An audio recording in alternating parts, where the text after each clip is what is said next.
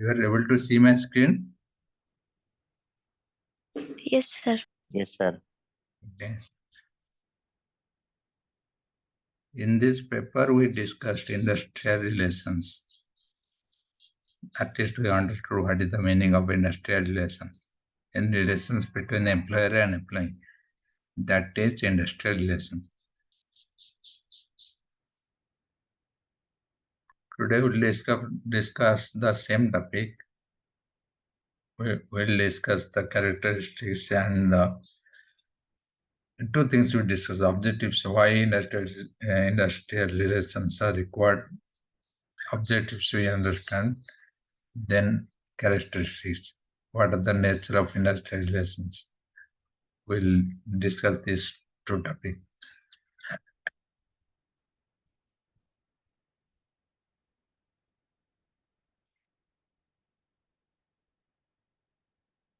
First, we start with the characteristics. Industrial relations are the result of employment relationship in industrial enterprise. That means what? Employment relationship.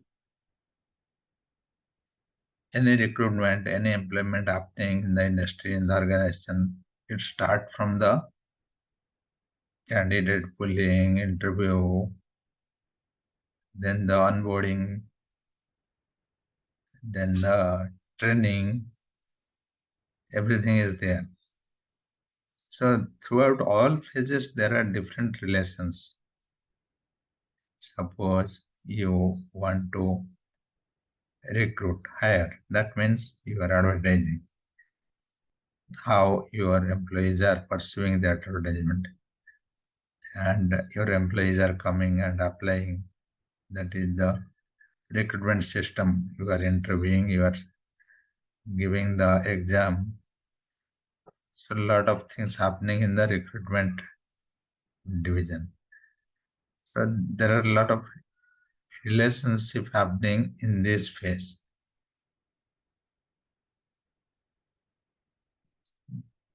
So what is that the characteristic says that in this phase, in this recruitment phase, the employment phase, whenever you are building a team or recruiting, so a lot of relationship happening in this organization level, enterprise level, in recruitment itself. So the employment relationship in industrial enterprises is one important characteristic of industrial relations. Industrial relations introduce the concept and method of balancing and cooperating. So when you have a healthy relationship, good relations, it introduces the balancing and cooperating. Means you are in a mode of balance. Balance means whenever you are having any conflict between your employee and an employer, so you are mostly balancing between the employer and employee. Suppose you have one point, you want something, your employer has a different point, he wants a different thing. But sometimes you are compromising your thought. You are balancing, you are listening to yours or your employers. You don't need to be very much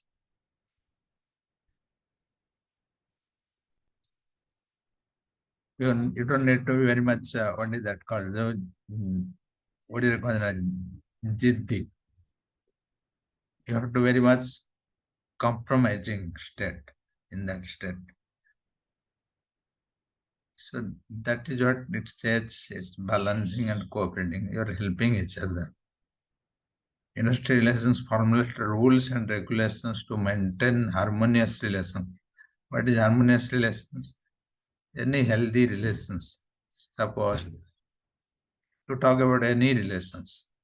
If it is not healthy, if it is not cooperative, not compromising, then there is a problem.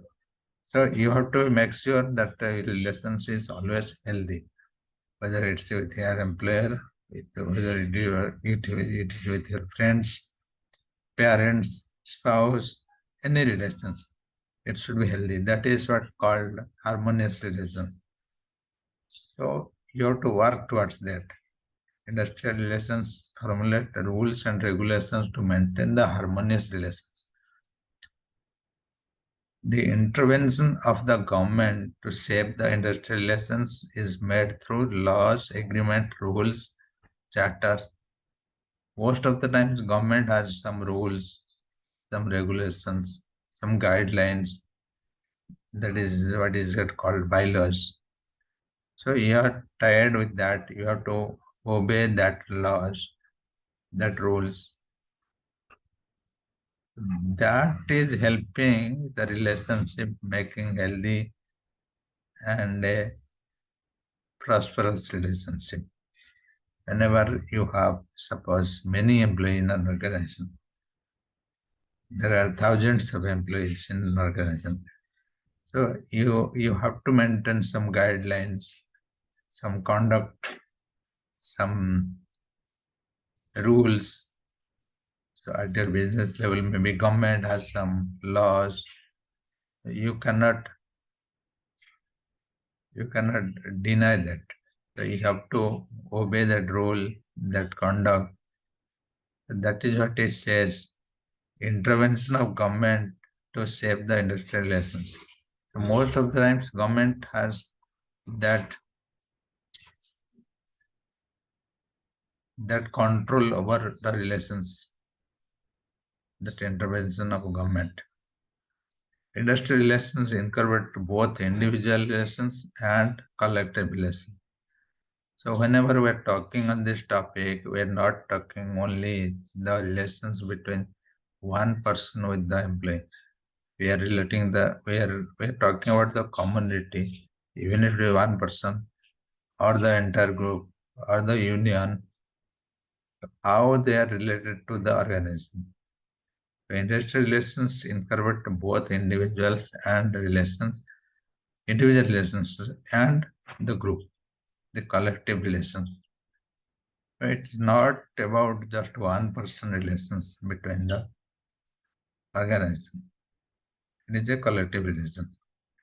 Several parties plays the role in industrial relations. The main parties are employees and their organization, employers and their organization and their association, and government.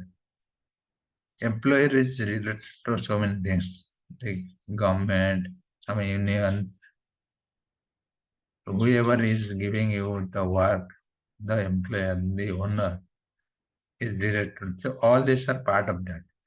And whoever is the working employee, you also have some club, some union. So you are related to that. So the main parties involved, employees and their organization, employers and their organization. Whoever related to the employees and employer, they are all involved, including government, in this relation. So these are the main characteristics of industrial relation.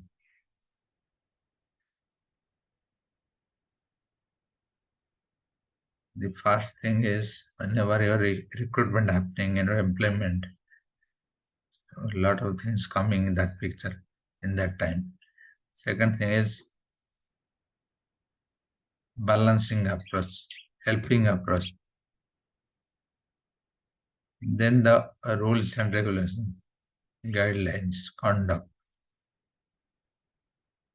to maintain some good relations, positive relations, healthy relations between the employer and employee. The government has some rules, bylaws, agreement, and to obey, to follow everyone in the same rule. The government has some control over it. Another thing is this industrial relations is not about one person relations. It is a relations between the groups, between the persons, so everyone. Everyone involved in the last stage, everyone involved in the organization related to the employees or related to the employers. It could be any association, it could be any organization, it could be any union or government. So these are all parties involved in this relations. These are the main nature characteristics of industrial relations. There are 6 points given in your book, in your syllabus. So you can write it in an elaborate form, but remember these points, which will help you to answer this. Suppose the question may come characteristics of industrial relation. So you understand all these things. So you can write all those things in a point manner, in paragraph manner.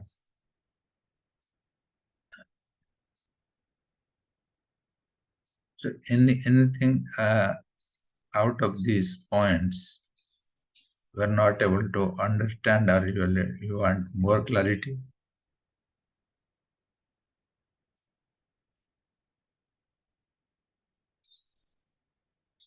The fourth point is one important thing, like government involvement in these relations regarding laws, agreement, rules. So most of the times you have seen government has, suppose for example, I can give you taxation. So if you're working, if you're earning something, if your employer is giving you a salary, so there is certain rules for the government that you have to pay tax. So if your income is within that limit, taxation limit, so you have to pay tax. So I mean that rule, that kind of rule. That is one example where government has control over your employment. You cannot disagree that any rules, any agreement. For example, suppose there is a age government will fix, okay, after a certain age, after 18 years, before 18 years you cannot work. That means you cannot go and work in the industry. Or after certain age you cannot work. That is a retirement age. So you have to follow certain rules. That is what mentioned in point 4. Point 5, industrial relations incorporate both individual relations and collective relations. That means everyone is involved wherever are part of that organization, part of that industry. It could be one person, it could be a group, it could be an association, it could be a union. So that is what you mentioned. Industrial relations incorporate both individual relations and collective relations. Several parties play pairs. What are the different parties plays role? That was mentioned in the last. Several parties plays role in industrial relations. The main parties are employees and their organization. If anyone working in the organization, so he or she belongs from any group or any association, right, or any related association which is related to that employee or employer, like any organization, any union, any club, anybody, and also the government. These are the main parties involved in industrial relations.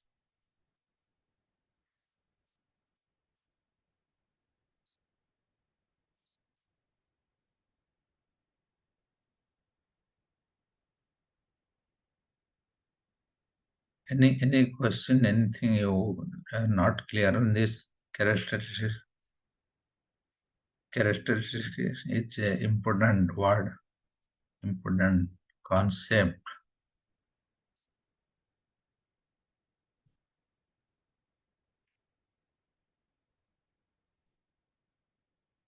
If you read characteristics, that means you can answer most of the things. And characteristics, and the next thing what we are going to read is objectives. This will clear most of your understanding on this topic, industrial relations. In characteristics, you will understand what is industrial relations, and in objectives, you will understand why it is important, what is why it is required for an organism, and what is its role, the role and responsibility, what it does. We will discuss that.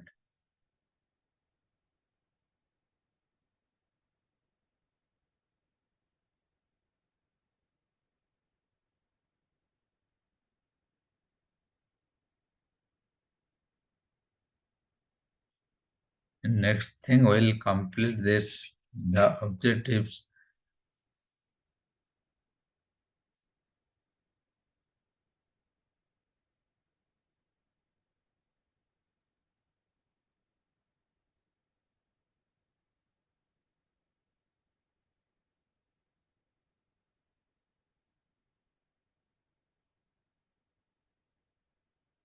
Okay, we'll join quickly after break. Maybe we'll take a quick break today and we'll complete the class soon. So one important topic is the objectives.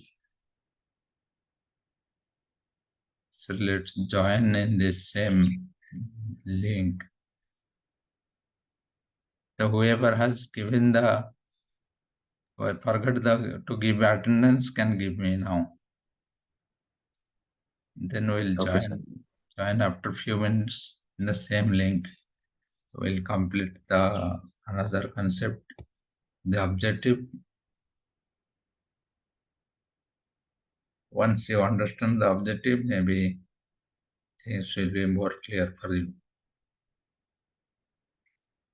5 minute ପରେ join କରିବୁ? ହଁ, 5 minute ପରେ same link.